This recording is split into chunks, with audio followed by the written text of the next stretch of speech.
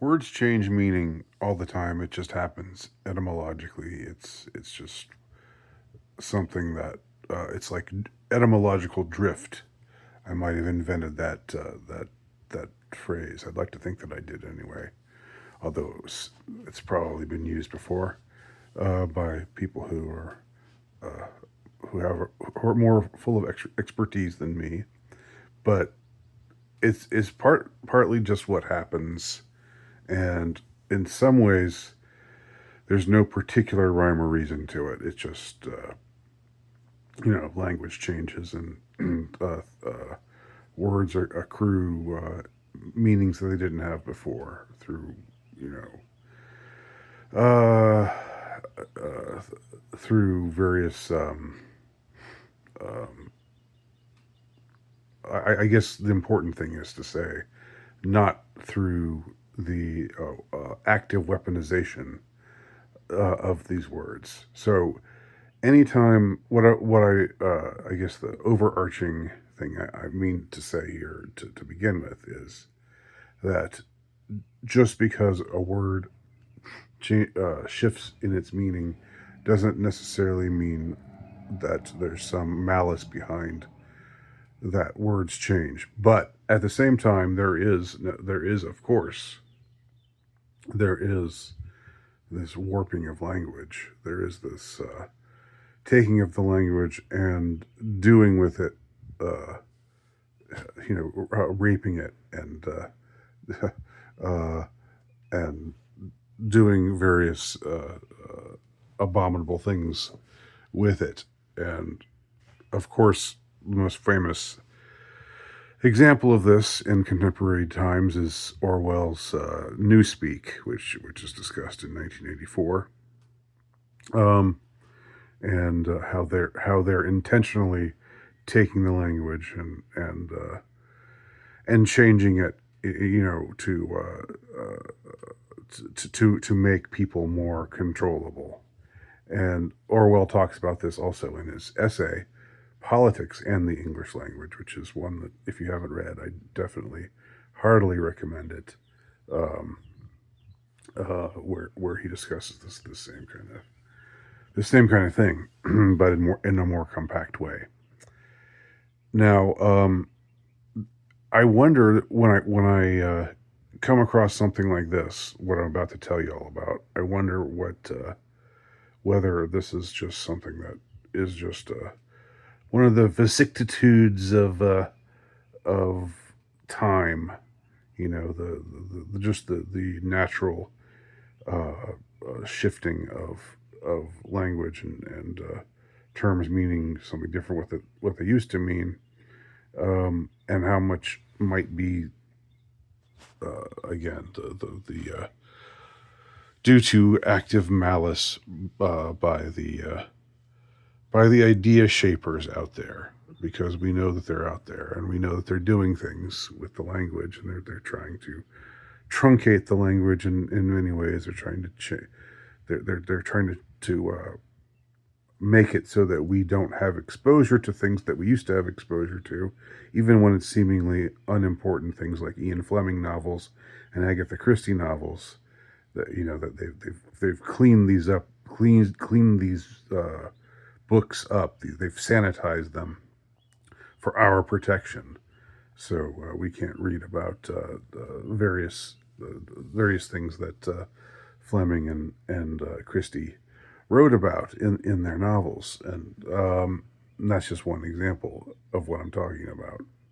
And it's so here's the deal. Here's what I wanted to focus on: passion. When you hear the word passion, what do you think? If you hear the word passion in our day and age, and this has been true for most of our lifetime, for all of my lifetime that I can think of, passion has meant something positive. If you're if you have passion, you have you're more, whether it's erotic passion, which is of course the first thing we think of, but it could also be passion for the arts, or passion for precision, or passion doing things right, or a passion for justice, that something like that, or a passion for fine foods. It tends to mean something positive. It means that you care. It means that you don't go through life with no. Basically, what it means is the opposite of what it used to mean. What it used to mean, and what it means when Aristotle talks about the passions, and and why when he mentions the passions, it's in a negative way. He talks about the passions, and the context in which the passions are mentioned. And I think this is probably true, in ancient through medieval times, uh, and maybe even in the early modern age, this was still true.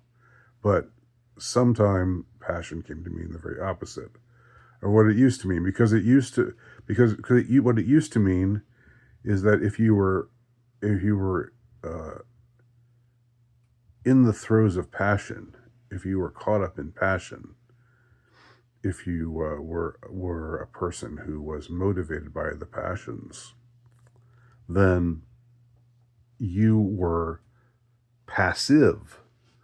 You didn't really have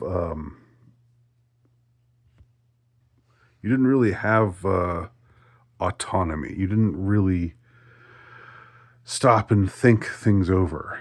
You just allowed yourself to be taken over by something, whether it was a daimon, daemon, however they pronounced it back then.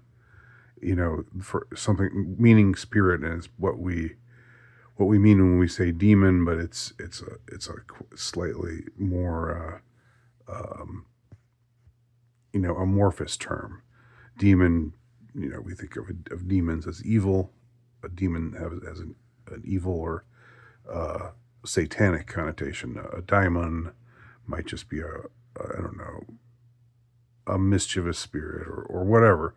But the point is, you're taken over by something when you are passionate, when you are enthralled to your passions, when you're enslaved to your passions. So, a passionate person used to be looked at as a bad person, as a person who wasn't living up to his potential, because he didn't have the self control to get out of his the passions, or maybe what we would call them today, compulsions. And he just becomes this sort of automaton. He becomes enslaved, and it's as though it's not really him, behind the wheel of his own consciousness. It's he's being steered around by whatever's taken him over. So it's not the way we think of when we talk about a passionate person today. Oh, he's got such passion for his craft. You know, oh, he's so that he loves his wife so much. He has so much passion for her. Uh, and oh, it's good. It's good to see these this hot blooded passion.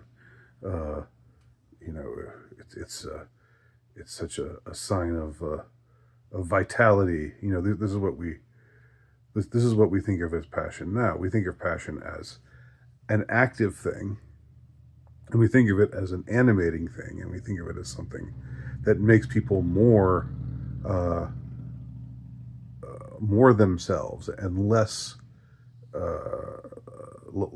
just in a state of being uh, taken over, because they're just too lazy and too unwilling to work. at things that are maybe more difficult, but are more but are also more rewarding, and that make us more human. So the passionate man of the 20th and 21st century is not the passionate man of the third century, because back then the passion, or he's at least not thought of the same way. Now the question is this, has this change been made maliciously, or has it just happened?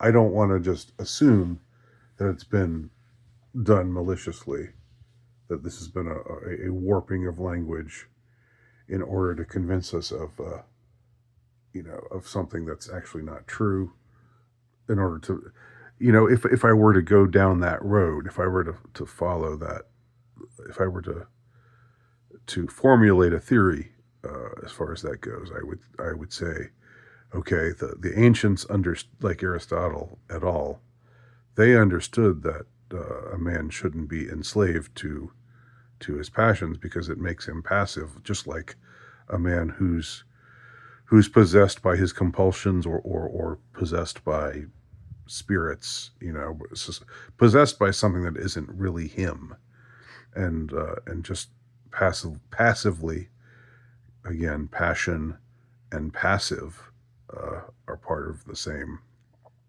etymology.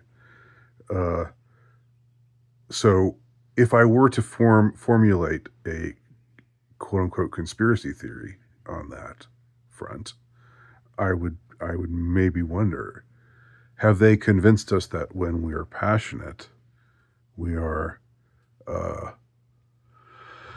that is a good thing, that means we're living life to the fullest, when in fact we're not. We're doing the very opposite of living life to the fullest. We're living we might as well be asleep. We might as well be dead. We might as well be animals, when we're just in the thrall of the passions. What do y'all think?